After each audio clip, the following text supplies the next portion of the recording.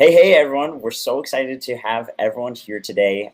Today, we are joined by Harry Kaura, who's one of our Inner Circle members and has a phenomenal story of how he was able to go from 0 to 12 units in about 7 months, all through out-of-state investing. Hey, Harry, how are you doing today? I'm good. How are you?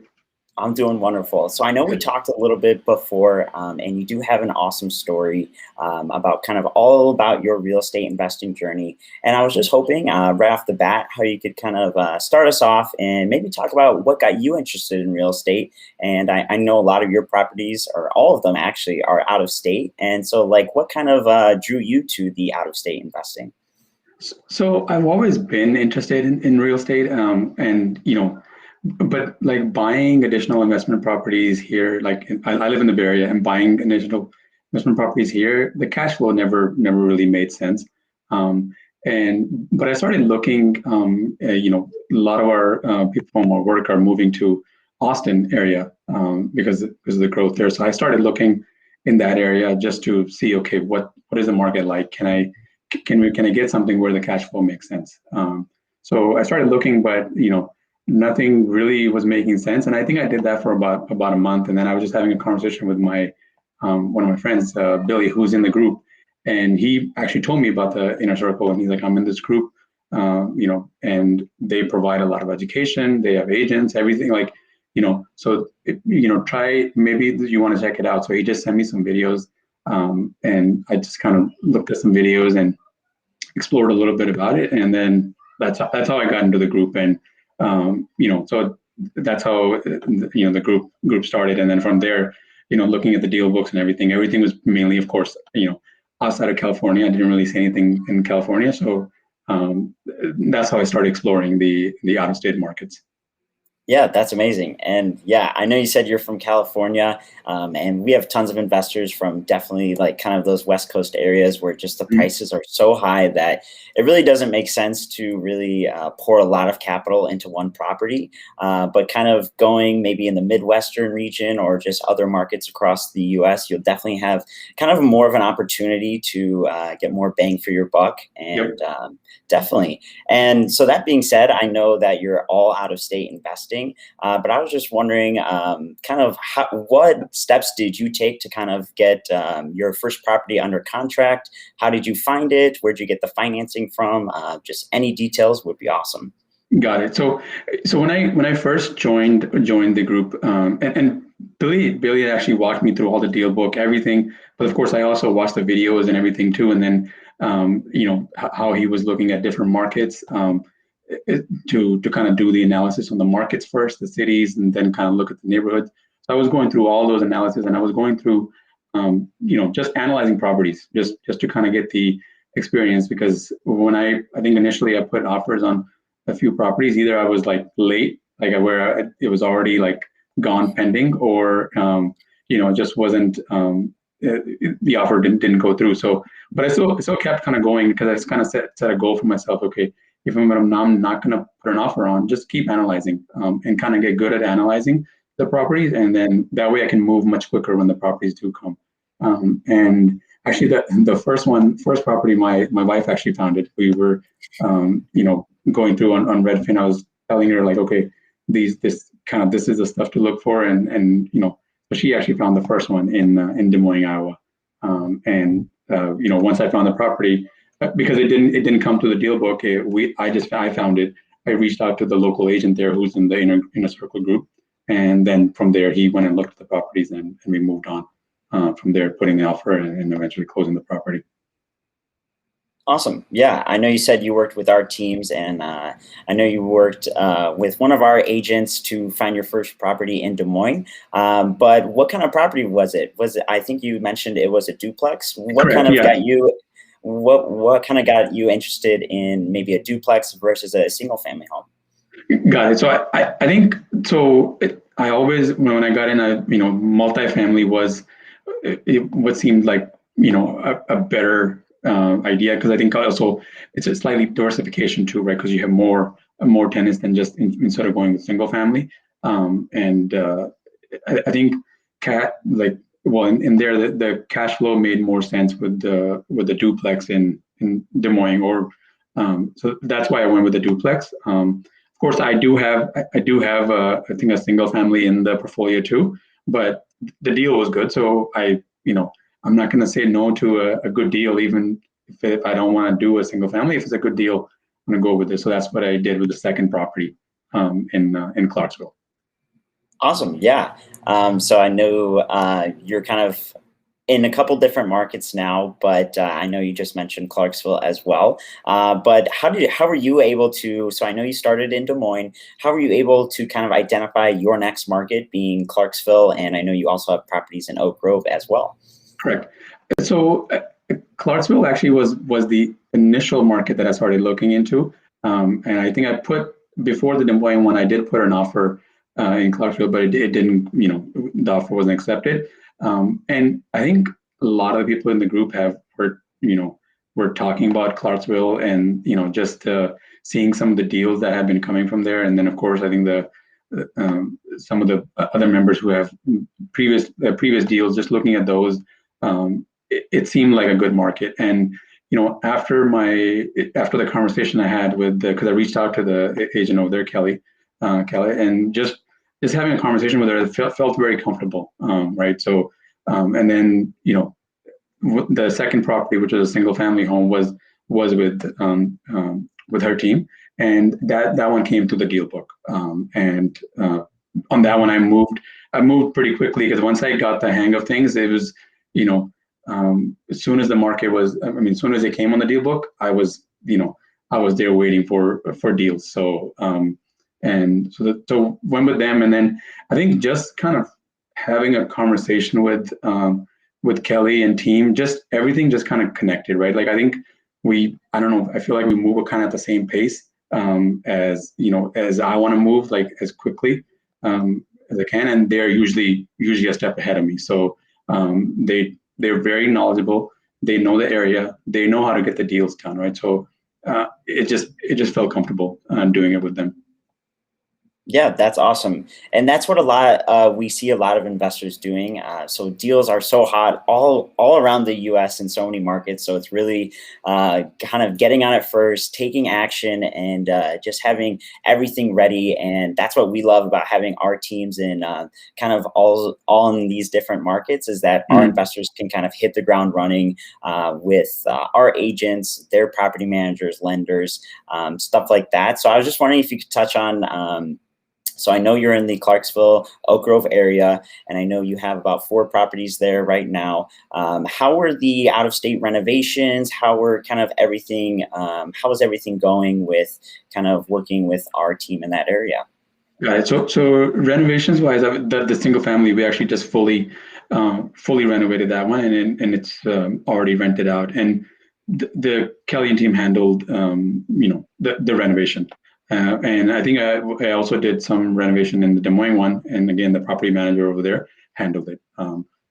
So I wasn't really, and my goal actually was, as I was going into these properties and looking at the pictures and stuff, they were slightly older. My goal was to get into these properties.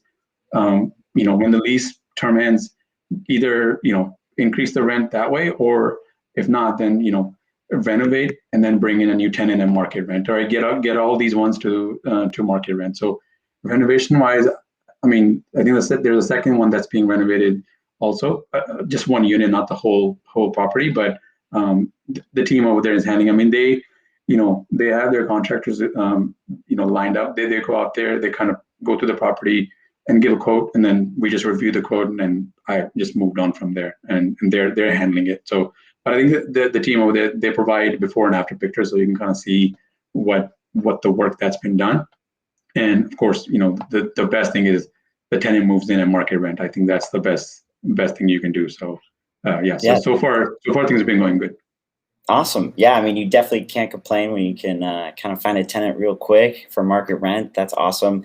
So I know that you had your first property, your duplex in Iowa. Then you kind of had your first your single family home in Oak Grove. Correct. Kind of after those 2 properties, what types of properties were you looking for? Are you trying to stay in the duplex range, or maybe expand a little bit bigger?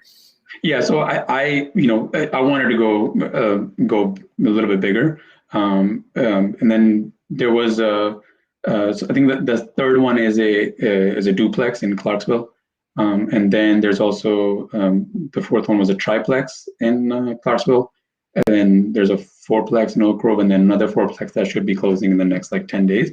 But I wanted to go more units. I think slowly, like as I was putting, the last two offers were actually fourplexes because I wanted to go bigger.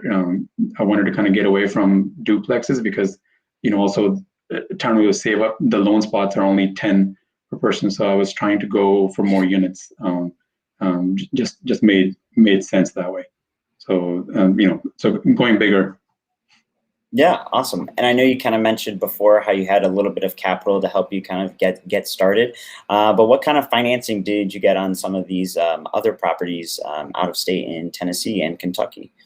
So all of them have been financed just as a conventional loan through Caliber Homes, actually, who's I think one of the members. I think it's Cody? recommended. Or, yeah, Yep. Cody. Yeah. So pretty much all the deals have been all the financing deals have been through Cody and the team.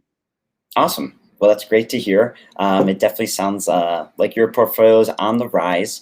And I kind of just wanted to step back. And so there's so much that goes into real estate investing. It Mhm. can be a lot of work, but there's always a reason why people are interested in it. And I was just wondering if you could share what is your why on why you want to keep real estate investing. Got it. Got it. I think freedom. I think like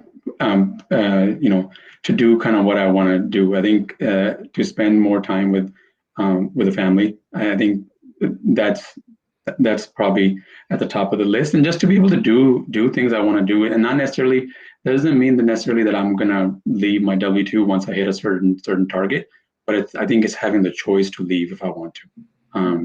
So that's the big reason I got into it. I mean, of course, also there's diversification to kind of, you never know with the markets like what's going to happen to the job, right? So it's having something to kind of fall back on if something happens. That's another reason. And yeah, just having the freedom to do what I want to do, I think is the main thing. Yeah, definitely. And that's like kind of like what we're all about here. We have investors with kind of all different experience levels. So wherever they're at, we always want to take them and kind of on their real estate investing journey, help them out and help them Mhm. crush their goals. We're all kind of on the same path towards financial freedom and kind of living our life by design. So we Yep. can spend time with our families and go travel and live the life that we want. So that's awesome to hear. And I'm so glad that you were able to kind of keep taking action in real estate. And I just kind of wanted to see, what are you working on now? What are some of your end goals on your real estate investing journey? Got it. I mean, so I think I wouldn't say it's my end goal, but I guess the next target would be to I want to get to a point where I can replace my current income. That's kind of I wouldn't say that's the end goal, but that's the next goal. But what I'm looking at right now is I'm exploring other market. I'm starting to explore other markets because I do want to diversify the portfolio to multiple cities if I can. So right now, all I'm doing is just looking at the deals that are coming into the markets and just kind of again going back to the beginning, just analyzing the deals. Right, even if I'm not going to do anything, I'm analyzing and figuring out, okay, where do I want to go next? But I think I do want to go maybe slightly bigger now, maybe more than a fourplex, maybe commercial deals if I can find them.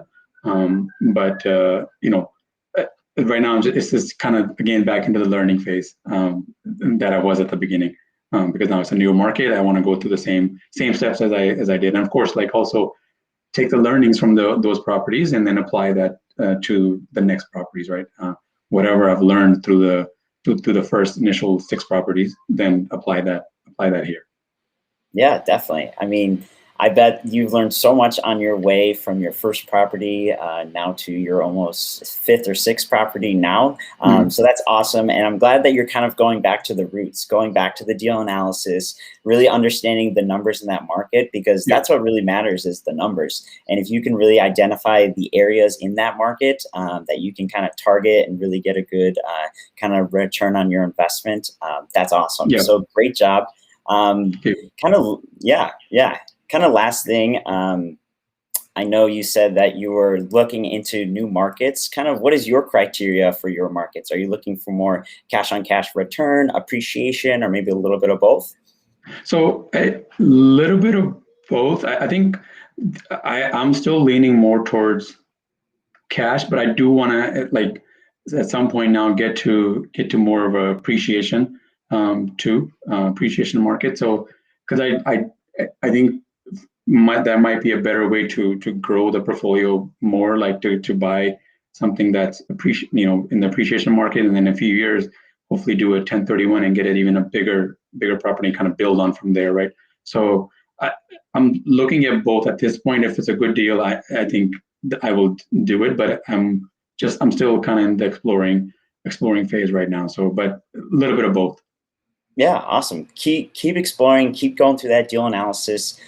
You have such an awesome story where you kind of went from just being interested and kind of lost in the kind of analysis of all the numbers, but you were finally able to kind of take action, investing in real estate, and just kind of keep snowballing that success into more and more units through our deal list and our teams on the ground. So I'm so glad that you were able to come on today and join us for our Facebook Live. Was there anything else you wanted to mention at the end here?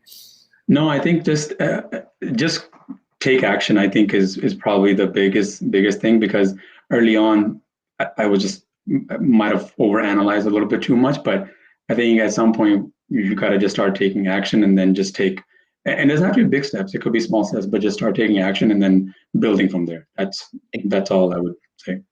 Exactly. Just take action, and like your first deal doesn't always have to be a home run out of the park, but you're going to learn so much from that to be able to help you all throughout the many years on your real estate investing journey. So that's the most important thing that we try to focus on, is just our members taking action and doing everything that they can to learn and just be so involved in their real estate investing journey. It looks like we might have a couple of questions in the chat. Let me just look real quick. We had an awesome question. They asked, what kind of cash on cash returns are you looking for when you're analyzing your properties? So when I'm analyzing, I'm looking for, at the start, of course, I'm looking for at least like 7 to 8%, right? That's my target, because I know it's going to take a little bit to get the tenants, up to market rent and stuff like that. So within a year, I want to get to close to 10%. But initially, I know some of these properties, it might need some work to get it to that rate. So initially, I'm okay with 7 to 8%. But different people might have different targets, but I was okay with that. Of course, it also helped that I think in that market, in the Clarksville market, I was okay with 7 or 8%. I probably would not be okay with that in certain markets, but in that one, I was okay with that. Awesome. And we actually had another question in the chat. I hope you don't mind.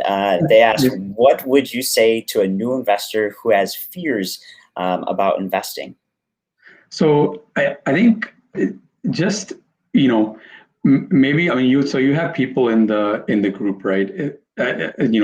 That can help you. I think we have in the group, there's forums and stuff, so you can ask questions. You can do, there's people to talk to kind of walk through those, see what those fears are, and see how they can be addressed, right? And at the end of the day, I think, and I'm going to take this from somebody else. I think I was watching a video in the inner group. I think it was Corey mentioned that real estate investing it's forgiving, right? Even if it's not your cash on cash might not be that high, but you're still the chances of losing money are going to be lower, right? So it's in that way you can recover from real estate investing. So but I think I would, there's fears, just talk to the group, reach out to people, that can address those fears, and just that's how I would approach it. Awesome. We just had another question in the chat as well. They asked, great, Harry. They asked, how much cash on cash return on average were you looking for? So you said the 10%, and then what was that compared to what you actually got? So some are more and some are going to be less, but right now it's still kind of in the early stages because majority of the properties I closed within the last like month and a half. So it's still going through kind of the renovations, getting the new tenants in. So until I really won't know the full cash on cash, but I can tell kind of early on. Some of them are going to be 10 plus already, right? And some are not, but give and take. I think on average, it probably I think would be around 7 or 8% like right now. But of course, then the next step would be, okay, how do I then improve these properties, get the return to be even higher, right? And that's going to be also a learning phase to go through that. But yeah, and it's a little bit too early to know the return on all of them right now because they haven't gone through the full cycle yet. Gotcha. Well, thank you for taking us kind of through your thought process on all of that. I do see some more questions now. Are you okay with answering a couple more? I have a few more minutes, yeah. Awesome. All right. Somebody asked, what equity position are you targeting when you're looking at these properties? Equity, like, can you? I think they're talking about maybe like the appreciation and the equity that you would receive by that. Oh. I'm not 100% certain. Maybe they'll type it again, but I have another question in the chat. They asked, have you been able to BRRRR out any of your properties? Not yet. I mean, I don't think any of them probably fit that criteria yet, but I did look for some BRRRRs, but I did not really, I didn't find those yet, but yeah, that is something I would be interested in, but I don't think any of these properties I'll be able to do that. Okay. Yeah, thank you for sharing. That looks like all the questions in the chat I see right now. Was there anything else you wanted to mention at the end here? No, I think but I see one additional question just came in. Yeah, we actually do have one. How much percentage of cash left on an average in your deals? Cash, is that like the cash flow that I'm getting, or? I'm not certain. They didn't really specify.